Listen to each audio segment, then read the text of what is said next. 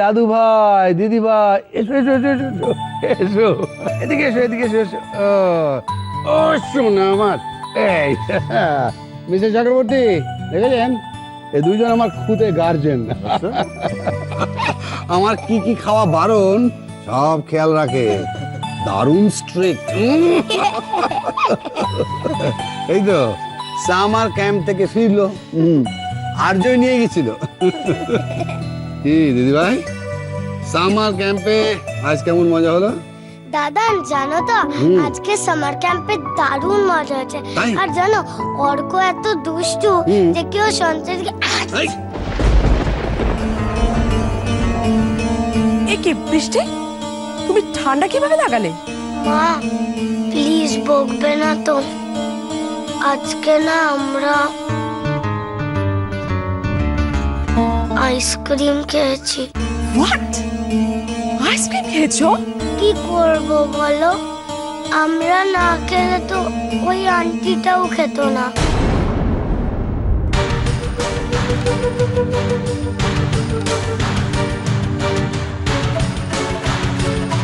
Aunty?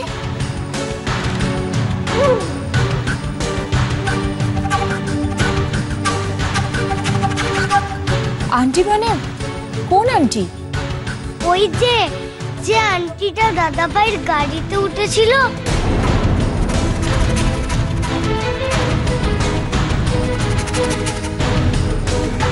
দাদাভাই প্রথমে বকেছিল, তারপরে আইসক্রিম খাইয়েছিল।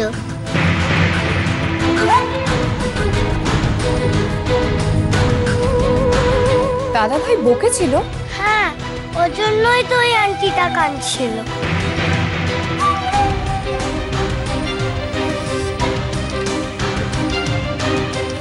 ওরা কার কথা বলছে আজু? কি হলো, চুপ করে আছিস কেন? বল ওরা কার কথা বলছে? তোর গাড়িতে কোন মেয়ে উঠেছিল?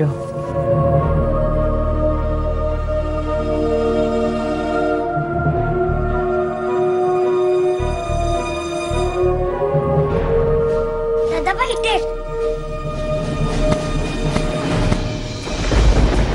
ওয়াও! আরে 10 বছর আগে খেলা ছেড়েছিস, কিন্তু এখনো ব্যাক হ্যান্ড স্ট্রোকটা তো ভুলিসনি।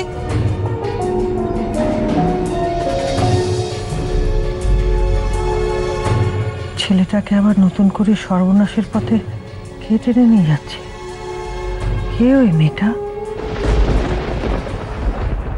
মা মা মা আচ্ছা ঠিক আছে, অত আল্লাহ করতে হবে না। মা তুমি জানো আমি আজ খুব খুব খুব খুশি মা, আমি কোনোদিনও এত খুশি হইনি। বজরং বলেছি আমাকে একদিন ঠিক থেকে নিয়ে যাচ্ছে। আস্তে বল দিয়া, আস্তে বল, বাবা শুনতে পাবে তো। দিদি আর্য ব্যানার্জি তোকে কোচ করছে? আমি তো ভাবতেই পারছি না রে। আচ্ছা তুই কিন্তু তোর বজরং বলিকে একটু ভালো করে পুজো দিয়ে দিস। আচ্ছা বাবু, দেবো দেবো। জানিস আমি তো ওনাকে মনে মনে সব সময় ডাকি, তার জন্য তুই আমার সব বিপদ একের পর এক কাটিয়ে দেন। আরে তুই যা যা বললি ওখানে হয়েছে, তারপর ওরা তোকে খেলতে দেবে? হ্যাঁ মা দেবে। মানে কাল থেকেই তো আমরা প্র্যাকটিস শুরু করছি। কাল থেকে? হ্যাঁ আর কাল ভোরবেলা বেরোতে হবে, 4টে থেকে প্র্যাকটিস শুরু। আর শোনো না, স্যার বলেছে যে আমার খেলার সব ব্যবস্থা উনিই করে দেবে। খাবার টাবার কিছু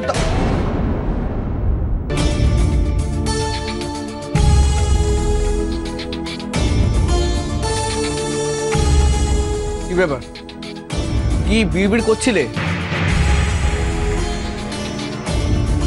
আমায় দেখে চুপ করে গেলে কেন? ভোরবেলা কে বেরোবে? আমি ওই যে ইয়েতে যাওয়ার কথা হচ্ছিল। ইয়ে মানে? ইয়ে মানে কলেজ। কলেজ? হ্যাঁ, তোমার মেয়ে তো কলেজে ভর্তি হয়ে গেছে। যাই বলো, মেয়ে তোমার খুব কাজের হয়েছে, কিন্তু দেখো কেমন টুক করে কলেজে ভর্তি হয়ে গেল। শুধু ওই একটাই ব্যাপার, ওই ভোরবেলা জানো, ওই 5টা থেকে ক্লাস হবে। ওর 5টার সময় তো ট্রাম বাস কিছুই পাবে না, ক্লাস করবে কি করে? কি যে তুমি বলো না, এই কি তোমার মাইথন? এ হলো গিয়ে কলকাতা 4টের সময় থেকে সব চলতে শুরু করে দেয়। না না, মর্নিং কলেজে ভর্তি হবার আগে অন্তত একটিবার তো আমাকে জিজ্ঞাসা করা উচিত ছিল ওর। ও তো বললো খবর নিতে যাচ্ছে, হুট করে ভর্তি হয়ে চলে এলো। আসলে বাবা দেরি করলে তো পরে চান্স পাওয়া যেত না, তাই। সাবধানে যাওয়া আসা করো, অচেনা জায়গা। এই নাও, ভাড়া দিয়ে রাখলাম, ভোরবেলা তো সব ভুলে যাবে, ট্রাম বাস উঠে আবার হেনস্থ হতে হবে। এবারটা কোথায়? ওই ওই যে ওখানে রেখেছি। না না, অন্তত একবার তো আমাকে জিজ্ঞাসা করা উচিত ছিল। হ্যাঁ কি না? একদম উচিত ছিল, কিন্তু খুব উচিত ছিল। খুব সাবধানে মা, খুব সাবধানে, অচেনা জায়গা।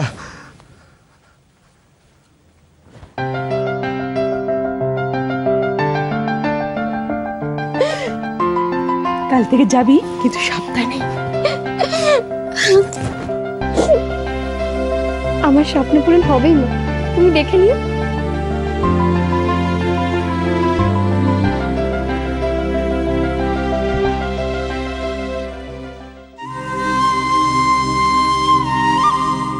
আমি বলছি তুমি স্টেট লেভেলে খেলবে, শুধু তোমাকে আমার কথা মতো প্র্যাকটিস করতে হবে, বাকিটা আমি বুঝে নেব।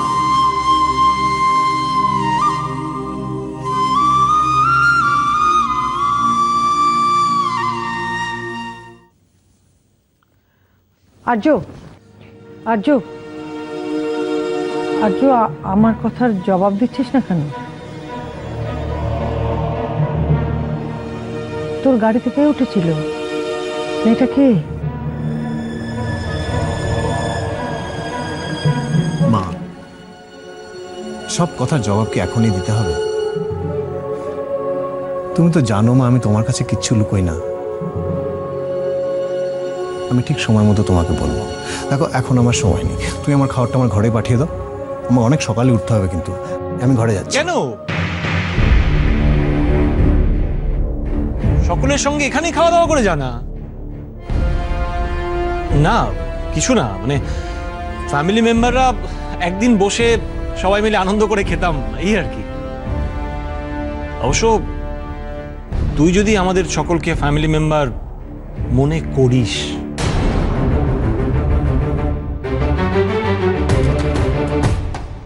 তার আগে আমার একটা কথা জানার আছে। এখানে যারা রয়েছে তারা কি আমাকে ফ্যামিলি মেম্বার হিসেবে মনে করে?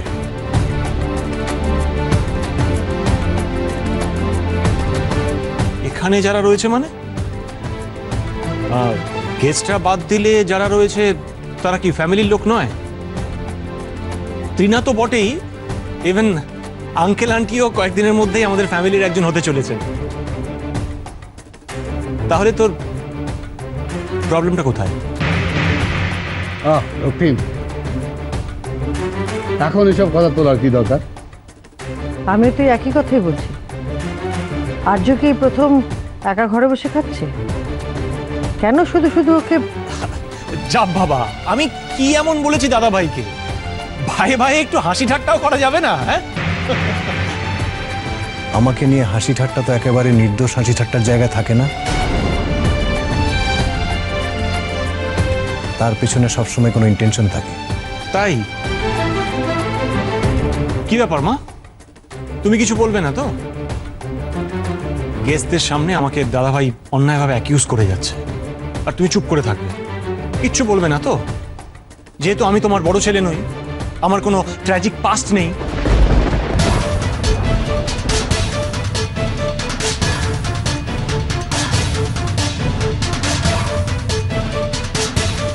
ও ওর কথা বলেছে, এতে আমার কি বলার আছে?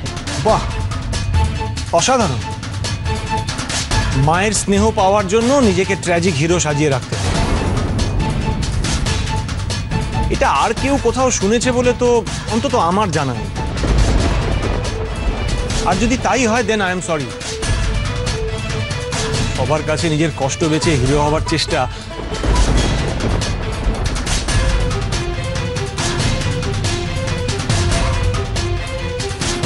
অন্তত আমার ধাতে সইবে। চুপ কর রক্তিম, কেন এসব মাঝে মাঝে কথা বলছো? কি হয়েছে কি নেতা? তুই সবার সামনে এরকম?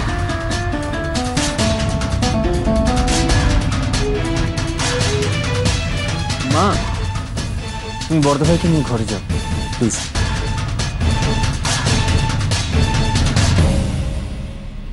যা বাবা, তুই ঘরে যা।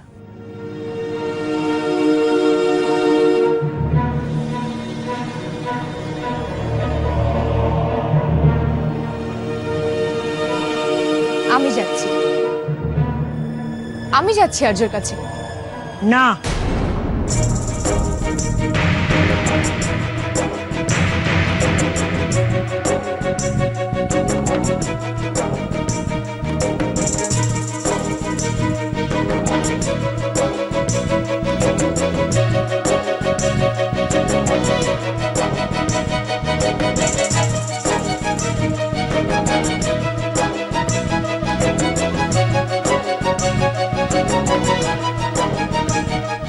মাধবী, বলছিলাম কি মাধবী, ও যাক না, মানে ও যদি ব্যাপারটা সামনে নিতে পারে তো আরো বেশি করে সিন ক্রিয়েট হোক, এটাই কি তোমরা চাও? বড় ভাইকে এখন একটু একা থাকতে দাও, তারপর সময় মতো বৌমা ওকে যা বোঝাবার বোঝাবে।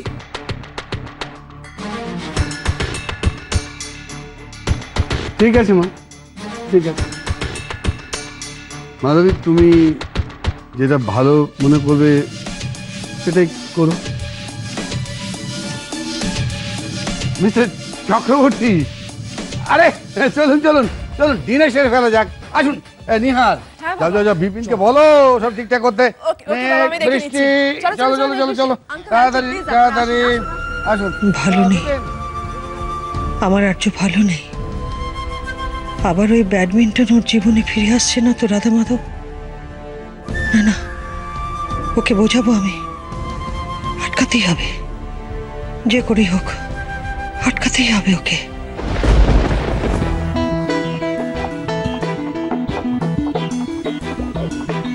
তুই কি আর্য আর ওই মেয়েটার কথা ভাবছিস? অ্যাকচুয়ালি আমি আর্যদার কথা ভাবছিলাম। ইউ না ভাইয়া, আজকে একাডেমি থেকে ঘাট ধাক্কা খাওয়ার পরে আর্যদা ওই মেয়েটার সঙ্গে রাস্তায় দাঁড়িয়ে দাঁড়িয়ে আইসক্রিম খাচ্ছি। সো আই ওয়াজ থিঙ্কিং, মানুষের সময় খারাপ গেলে কি রুচিও এতটা নিচে নেমে যায়? তুই হঠাৎ এরকম কথা জিজ্ঞেস করছিস? তোমার মনে আছে ভাইয়া, এক সময় আর্যদা আমাদের সবার হার্ট থ্রব ছিল, কত মেয়ে ওর পেছনে ছুটতো, আর এখন আর্যদা ওই মেয়েটার জন্য সাবস্ট্যান্ডার্ড, সাবস্ট্যান্ডার্ড। এই কথাটাই তো আমি তোমাকে বলছি, আর্যদার টেস্ট এতটা নিচে নামলো কি করে? নালে ওই মেয়েটার জন্য ফাইট করতে এসেছে। লিসেন শালি, লিসেন, ওই মেয়েটা কিচ্ছু না, শি ইজ নাথিং। আরে ডিস্ট্রিক্ট লেভেলে কটা গেম জিতেছে, সাইনা হতে চলে এসছে, জাস্ট বোগাস। আমি ভাবছি অন্য কথা। কি ভাইয়া? আর্য ব্যানার্জি ওই মেয়েটাকে দাবার মহড়া বানিয়ে আবার একাডেমিতে পা রাখলো, তার মানে ওর পুরনো জখম এখনো ভরেনি। You are right, Vaya. We have to be very, very careful. Yes. We have to be very careful. We have to be.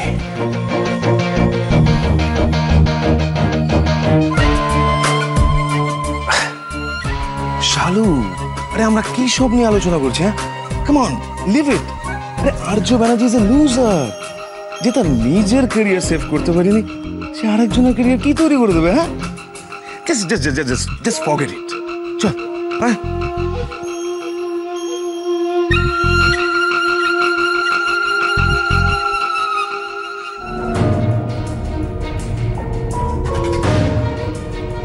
অসাধারণ। মায়ের স্নেহ পাওয়ার জন্য নিজেকে ট্র্যাজিক হিরো সাজিয়ে রাখতে হয়। সবার কাছে নিজের কষ্ট বেঁচে হিরো হবার চেষ্টা অন্তত আমার ধাতে সইবে না।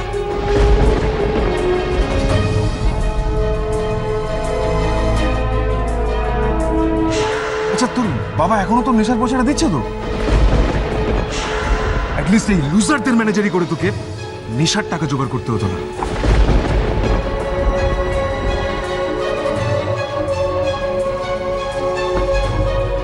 আমি কারো কাছে আমার কষ্ট জাহির করিনি, কারো কাছে করিনি, কারো কাছে করিনি।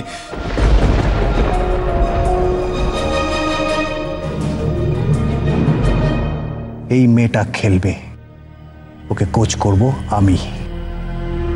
এই খেলাটা আমার জীবন শেষ করে দিয়েছে, অথচ মেয়েটাকে আমি এই খেলার দিকে এগিয়ে দিচ্ছি। আমি ঠিক করছি না ভুল করছি? আমি কি নিজের প্রতি সেদিন ঠিক বিচার করেছিলাম? তাহলে ওর প্রতি কি করে ঠিক বিচার করব?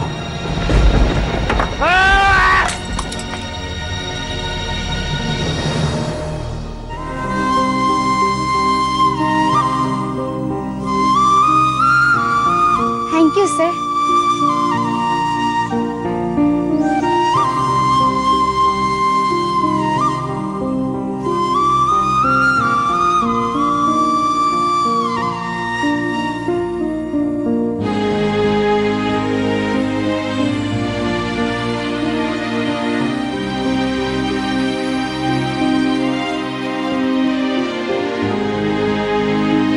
তুই আজ ওকে হাসতে হাসতে হারিয়ে দিয়েছিস, কিন্তু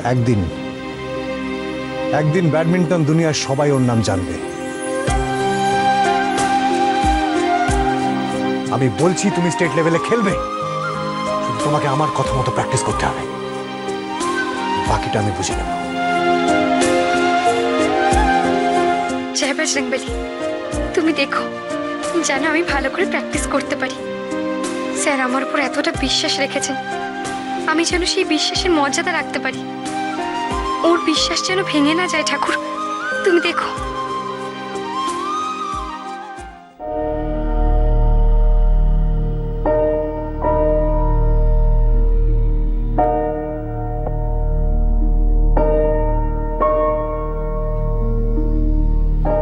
আর্য হাঁ কর, হাঁ কর, হাঁ কর, হাঁ কর, কি মা? হ্যাঁ হ্যাঁ হ্যাঁ হ্যাঁ। টিফিন খাবারটা রাখো। ঠাকুরের চরণামৃত আগে বললে তুই তো খেতিস না, তাই এভাবে খাওয়ালাম। আমার ফাইনাল ম্যাচ থাকলে তুমি সবসময় আমাকে এভাবে না বলে মুখে চরণামৃত ঢেলে দিতে।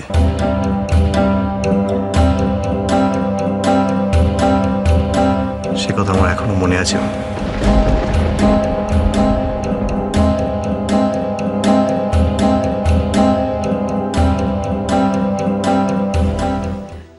ওসব পুরনো কথা বাদ দে। বিপিন খাবার দিয়ে গেছে, নে তাড়াতাড়ি খেয়ে শুয়ে পড়তো। আর কালকে অত সকালে উঠতে হবে না, একটু বেলা পর্যন্ত ঘুমোস। অত সকালে উঠে করবি কি? আচ্ছা মা, তুমি তো জানো যে আমি এই ঠাকুর দেবতা মানি না, তবে আমাকে এরকম চরণামৃত খাওয়া কেন? আমি জানি নাস্তিক হলেও তুই আমার কথা ফেলতে পারবি না, কারণ তুই আমাকে কষ্ট দিতে চাস না। অবশ্য তুই কাউকেই কষ্ট দিতে চাস না, শুধু সবার কাছ থেকে কষ্ট পাওয়াটাকে তুই অভ্যেস করে ফেলেছিস। তাই তো কষ্ট পেতে পেতে নিজেকে সবার কাছ থেকে ক্রমশ দূরে সরিয়ে নিয়েছিস। তোর মনে আছে আর্য, ছোটবেলায় তোরা 3 ভাই যখন খেলা করতে যেতিস, খেলার সময় চোট পেলে বা পড়ে গেলে নিখিল আর রক্তিম এসে কত কান্নাকাটি করত, কত নালিশ করত, কিন্তু তুই একটা কথাও বলতিস না। ব্যথা পেলেও মুখ বুজে সব সহ্য করতিস। একবার তো পা কেটে গিয়ে সেপটিক হয়ে তোকে নিয়ে জমি মানুষে টানাটানি চলেছিল, কিন্তু তবুও কাউকে তুই কোনো কথা বলিসনি। তাই বলছি, যা সইতে পারবি না তা মুখ বুঝে সহ্য করবি কেন?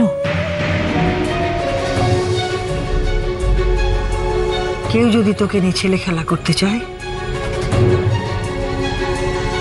তাকে বুঝিয়ে দিবি তার হাতের পুতুল তুই নোস। যোগ্য জবাব দিবি। তোর আবেগ নিয়ে কেউ যেন ছিনিমিনি খেলতে না পারে। আমি নিজেকে কারো খেলার পুতুল হতে দেব না। আমার আবেগ নিয়ে কাউকে ছিনিমিনি খেলতে দেব না। আর্য, আর্য, কি ভাবছিস বাবা?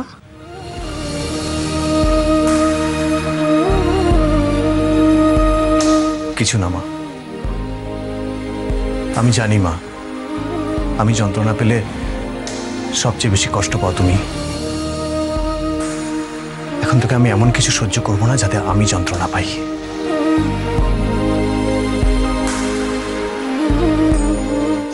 আমি তোমাকে আর কোনো কষ্ট দেব না মা, কোনো কষ্ট দেব না। রাধা মাধব, তুমি আমার আর্যকে ভালো রেখো। ও আমার কথা বুঝেছে।